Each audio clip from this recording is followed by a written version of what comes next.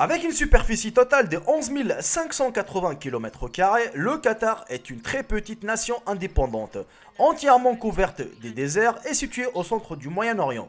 Et jusqu'à il y a moins d'un siècle, c'était l'une des nations les plus pauvres de toute la région.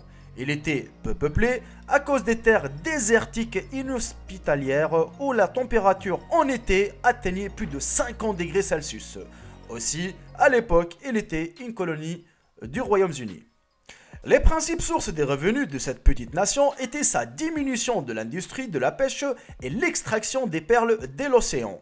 Les jours n'étaient pas très bons, cependant en 1938, son premier gisement de pétrole a été découvert et les choses ont commencé à changer, mais seulement dans une mesure minime.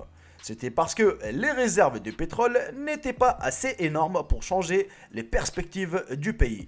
Puis, en 1970, quelque chose de grand est arrivé. Major pétrolier Shell avait découvert le troisième plus grand champ gazier au monde, le Northern Field au Qatar. Cependant, à l'époque, le seul moyen de transporter du gaz était de passer par des pipelines. Et les problèmes avec ça, c'était ça les amis. Chaque endroit où il y avait une demande importante de gaz naturel était trop loin du Qatar et il aurait été difficile et coûteux d'y installer des pipelines. Ce n'était pas quelque chose que les Britanniques étaient alors prêts à dépenser pour l'une de ses plus petites colonies. Cependant, lorsque le Qatar obtient son indépendance en 1971, le nouvel émir s'était déjà rendu compte que la seule façon dont il aurait pu changer la situation du Qatar et de ses habitants était de faire le commerce du gaz naturel. Ainsi, il a lourdement investi de ressources monétaires dans la recherche et le développement de cette science sous-développée appelée liquéfaction. Il faut savoir les amis que la liquéfaction est un processus de conversion du gaz naturel en liquide qui peut être facilement transporté dans des conteneurs chargés sur des navires et des camions. Et cet investissement fait à cette époque dans les dernières années remboursé dans des volumes gigantesques. En très peu de temps, le Qatar a commencé à exporter du gaz naturel vers des pays du monde entier, ce qui lui a rapporté des pétrodollars énormes. Le pétrodollar, les amis, c'est chaque dollar gagné grâce au commerce du pétrole et du gaz. Et c'est ainsi que le Qatar a transformé son destin d'une nation désertique pauvre tributaire de l'industrie de la pêche défaillante et de l'extraction parlière en un pays super riche avec un développement infrastructurel en plein essor et une amélioration radicale du style de vie. Mais attendez, c'est ainsi que le Qatar est devenu super riche les amis. Eh oui, super riche ne signifie pas le pays le plus riche de la planète et cela nous amène à la deuxième partie de cette réponse justement. Beaucoup de pays font du commerce du pétrole et du gaz naturel et en tirent beaucoup d'argent. Par exemple, l'Algérie ou encore l'Arabie Saoudite. Mais il y a une chose à savoir, ce qu'ils font avec cet argent et ce qui décide de leur sort. Par exemple, le Venezuela a tout dépensé dans un maniérisme extravagant et c'est maintenant un état effondré qui se débat au bord de la faillite. Pendant ce temps, le Qatar a pris un chemin très différent. Il a dépensé une grande partie de ce qu'il gagnait du commerce et du gaz pour construire la capitale moderne de Doha et un bon pays à la structure infrastructurelle. Pendant ce temps, il a également investi beaucoup de ce qu'il gagnait. À votre avis, pourquoi les amis ? Eh ben, tout simplement parce que le Qatar a dépensé serait parti. Mais c'est que le Qatar investirait lui rapporter plus d'argent. Même lorsque le pétrole ou le gaz ne le seront plus là. C'est intelligent de leur part, on est bien d'accord. Et le Qatar a formé un fonds souverain pour investir stratégiquement ses fortunes à travers le globe dans des secteurs diversifiés. Et le corps a été appelé le Qatar Investment Authority. Pour plus de facilité les amis, on va l'appeler la QIA à partir de maintenant. Et le QIA a fait un travail si merveilleux à choisir les bons actifs à investir qu'aujourd'hui sa valeur nette est de plus de 335 milliards de dollars. Ouh, c'est un chiffre époustouflant, on est bien d'accord. Qui en fait le 11e plus grand fonds souverain du monde entier. Eh oui, imaginez juste la chose. Mais attendez, je vous rajoute une chose les amis. C'est la richesse d'une nation avec une population d'un peu plus de 2,5 millions. Parmi lesquels le peuple qatarien compte environ 300 000 personnes. Oui, juste 5 zéros après le 3.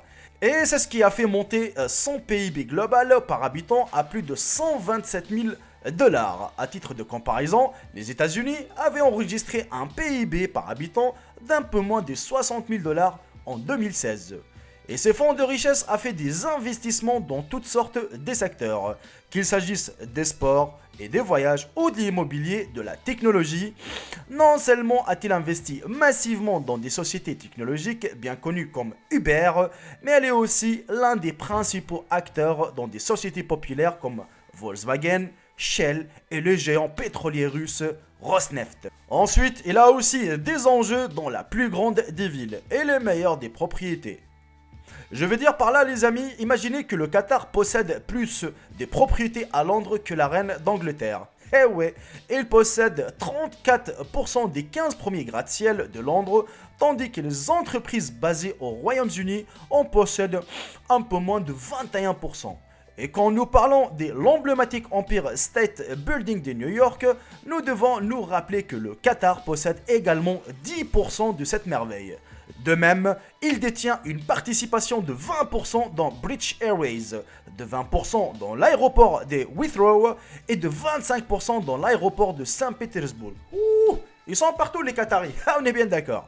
Et l'argent que ces investissements rapportent au Qatar chaque mois est ensuite réinvesti dans l'acquisition d'autres actifs précieux et également ramené dans les pays d'origine pour construire plus d'autoroutes, des ports, d'aéroports, des collèges et même des universités. Et plus de merveilles infrastructurelles comme le gratte-ciel et bien plus encore. Et oui les amis, c'est l'histoire de Qatar qui ouvre la porte de la création de richesses et devient le pays le plus riche de toute la planète. Et franchement, ils méritent toutes nos félicitations car tout simplement, ils n'ont pas dépensé tout bêtement l'argent du pétrole et du gaz, mais ils ont réinvesti dans des autres sociétés et dans des autres secteurs actifs afin que cet argent lui rapporte de l'argent. Franchement, c'est très très bien pensé. Et pour un pays qui était pauvre, qui est devenu le pays le plus riche au monde, c'est quand même mérité quand même. Et on arrive malheureusement à la fin de cette vidéo les amis, j'espère sincèrement qu'elle vous aura plu. Si c'est le cas, n'hésitez surtout pas de la partager et de mettre un bon petit j'aime. C'est la récompense. Alors, entre nous les amis, vous savez d'ailleurs, autant que moi, que beaucoup de pays sont riches, on est bien d'accord. Ils ont par exemple des grandes réserves du pétrole et du gaz, comme l'Algérie et l'Arabie Saoudite. Mais ce qu'ils ont dépensé, voilà, en fait, c'est les investissements. Tu peux toujours avoir, par exemple, les grandes réserves comme l'Arabie Saoudite du pétrole, et surtout pendant le pèlerinage. On est bien d'accord que l'argent qui rentre dans ce pays est vraiment énormissime. Par contre, qu'est-ce qu'ils ont fait avec? C'est ça la question. Regardez aujourd'hui, l'Arabie Saoudite reste toujours un pays.